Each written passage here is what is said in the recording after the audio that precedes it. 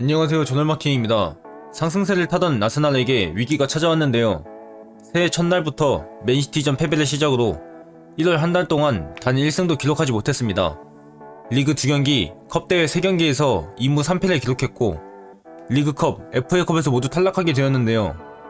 5경기 동안 득점도 한 골밖에 되지 않아 큰 부진을 겪고 있는 아스날입니다. 아르테타의 문제도 있지만 경기 내에 변수가 크게 작용했는데요. 그도 그럴 것이 5경기 동안 3번의 퇴장을 당했습니다.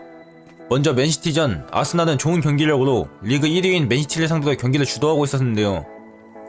전반전 선제 득점도 만들어냈습니다.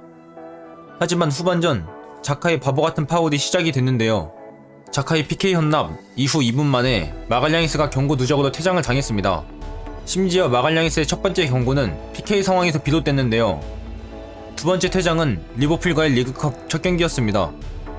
이번엔 전반전 24분 만에 퇴장이었는데요. 자카는 맨시티전의 실수에도 부족했는지 이번엔 본인이 직접 퇴장당했습니다. 이 파울 장면은 아무리 봐도 이해가 가지 않는데요. 자카는 공을 잡은 조타에게 냅다 발리킥을 꽂아버렸고 결국 아스날은 남은 시간 동안 10명으로 리버풀을 상대해야 했습니다. 마지막 퇴장도 리버풀전이었는데요. 네이션스컵을 뛰고 와 경기를 뛰기 싫었는지 파티는 투입된 지 15분 만에 경고 누적으로 퇴장당했습니다. 파티는 자신에게 휴식을 주지 않자 퇴장으로 직접 휴식기를 만들었는데요. 물론 네이션스컵 3경기 모두 풀타임에 가깝게 소화를 하면서 체력적으로 지칠 수는 있습니다.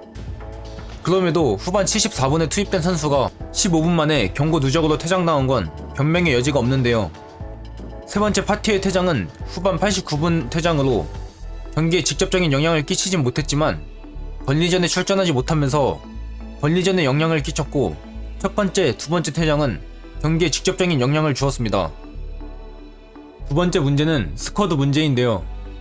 아스날은 여름 이적 시장 많은 돈을 투자하면서 보강을 착시했지만 스쿼드 문제가 다 해결된 것은 아니었습니다. 아스날의 보강 포인트는 누가 봐도 삼선과 최전방인데요. 삼선은 아르테타 전술에 있어서도 큰 비중을 차지합니다. 아스날 삼선 자원을 보면 자카, 파티, 로콩가, 엘렌이 4명으로 숫자는 부족하진 않지만 퀄리티가 너무 떨어집니다. 자카는 아르테타 전술의 큰 부분을 차지하지만 리스크가 너무 커 이제는 방출 대상으로 분류해야 하는데요. 자카가 가져다주는 득보다 실이 큽니다. 파티는 맨시티 전처럼만 한다면 더할 나위 없지만 기복이 심해 아직까지는 지켜봐야 합니다. 로콩가는 경험 부족, 엘렌이는 육각형이지만 크기가 너무 작다는 것이 문제인데요. 최근 1월달 로콩가가 원볼란트로 나서면서 아스날 부진에 큰 영향을 미쳤습니다.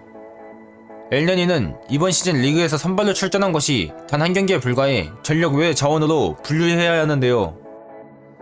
최전방도 마찬가지입니다. 오바메양, 라카제트, 은케티아로 숫자는 부족하지 않으나 퀄리티가 떨어집니다. 오바메양은 좀처럼 폼이 올라오지 않는 데다 아르테타 눈밖에 나면서 아예 벤치에도 앉지 못하게 되었는데요. 또한 바르샤 임대 링크가 있어 이탈의 우려도 있습니다. 그나마 라카제트는 경기 내에서의 영향력은 좋습니다. 9.5번의 역할로 공격 전개 과정에 있어 라카제트가 차지하는 부분이 큰데요. 다만 라카제트의 결정력이 발목을 잡습니다. 라카제트는 이번 시즌 리그에서 16경기를 출전해 단 3골만 기록하고 있어 출전 대비 득점수가 너무 저조한데요. 최근 번리전에서도 결정적인 찬스를 놓치면서 팀을 승리로 이끌지 못했습니다. 은케티아 역시 기대 이하인데요. 컵 대회에서 간간히 괜찮은 활약을 보이긴 했지만 주전으로 쓰기에는 기량 미달입니다. 더 큰 문제는 라카제트와 은케티아의 계약이 이번 시즌까지라는 것인데요. 이에 아스날은 블라우비치와 링크가 강하게 연결됐지만 블라우비치는 결국 유벤투스로 이적했고 이후 다른 스트라이커들과는 링크가 미미합니다. 경기 내 변수와 스쿼드 문제가 있었다 한들 5경기 동안 1승도 거두지 못한 것은 아르테타도 비판받아 마땅합니다. 가장 문제는 노팅엄전과 번리전인데요. 맨시티전은 경기력은 좋았고 리그컵 2경기는 상대가 리버풀이기에 감안해야 합니다.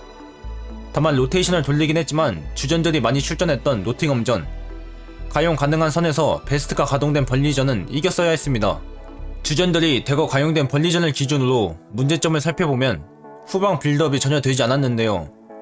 아르테타는 후방 빌드업을 중요시하는데 이날 번리가 라인을 올려 압박하자 후방에서 빌드업하는데 어려움을 겪었습니다. 여기서 문제는 화이트가 오른쪽 풀백으로 빠진 것과 루콩가의 원볼 란턴인데요. 화이트가 오른쪽으로 빠지자 중앙에서의 볼 순환이 잘 되지 않았습니다. 번리가 아스날의 압박이 약한 것을 알고 높은 위치에서 압박하자 빌드업이 안됐고, 골킥 상황에서도 짧은 패스보다 롱킥으로 처리하는 경우가 많았습니다. 가장 큰 문제는 로콩가인데요. 로콩가가 원볼란트로 출전해 센터백 앞에서 볼을 받아주는 역할을 맡았다면 계속 움직여주면서 센터백 사이로 내려와 볼을 받거나 상대 압박을 받지 않는 위치로 적절히 이동해 볼 순환에 도움이 되어야 했습니다. 하지만 로콩가는 움직임이 거의 없다시피 했고 투톱 사이의 위치에서 정적인 모습을 보였는데요. 로콩가가 볼을 제대로 순환시키지 못하자 외대고르가 내려오거나 롱볼을 전개하는 상황이 자주 발생했습니다. 외대고르가 내려오게 되면 상대 중원에서의 수적 우위가 생기지 못하게 되고 22 벌리를 상대로 너무 많은 숫자가 후방에 남게 됩니다. 벌리는 4-4-2로 두 줄 수비를 만드는데 외대고르가 후방에 내려오게 되면서 전방에서의 공격 전개에 도움을 주지 못하게 됩니다. 외대고르가 내려오면 사카가 오른쪽에 고립되는 현상도 생기게 되는 연쇄작용이 발생했습니다. 화이트가 측면으로 빠지고 로콩가가 빌드업에 전혀 도움을 주지 못하자 아스날은 U자 빌드업 형태나 롱볼로 공격을 전개할 수밖에 없었는데요. 결국 답답한 공격 전개가 이어졌고 아스날은 자신들이 잘하는 축구를 전혀 구사하지 못했습니다. U자 빌드업으로 측면에 한정된 공격을 해야 했고, 라카제트는 신장이 작아 롱볼로 공격을 전개하는 건 상대에게 볼을 내준다는 의미밖에 되지 않았습니다. 아스날은 이번 겨울 이적 시장에서 영입보다 방출을 하면서 오히려 스쿼드의 규모를 줄이고 있는데요. 영입생은 없지만 1군으로 분류 가능한 자원들이 5명이나 임대, 이적으로 팀을 떠났습니다.